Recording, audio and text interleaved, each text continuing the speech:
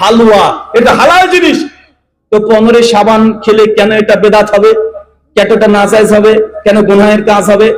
আপনি একটু উদাহরণ দিয়ে বুঝতে পারবেন। ধরেন আপনি একটা ফল ব্যবসায়ী, এই সাউন্ডটা কেমন হয়ে গেল এই মনিটর?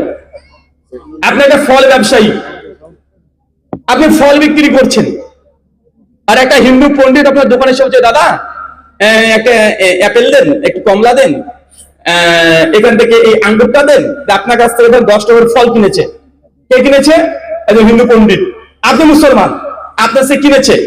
কেনার পরে ঠাকুর মশাই থালে করে সাজিয়েছে আপনার দোকানের ফল।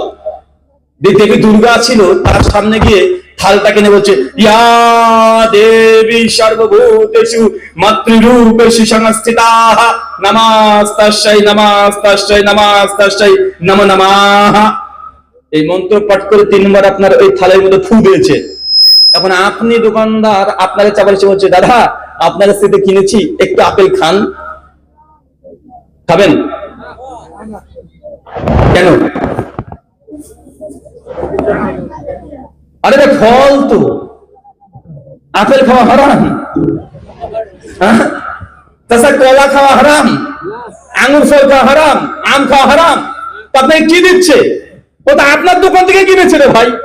আর আপনার যদি 1 মিনিট আগে কিনেছে, উনি মাত্র 1 মিনিট আগে কিনেছে, যে আপনাকে ওই জিনিসটা আবার ঘুরিয়ে দিচ্ছে। মাছ তো শুধু দেবে একবার পাঠ করে দিয়েছে।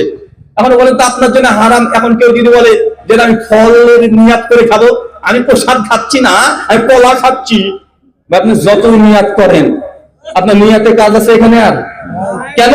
কারণ এটা অন্য কোনো কারো নামে উৎসর্গ হয়ে গেছে।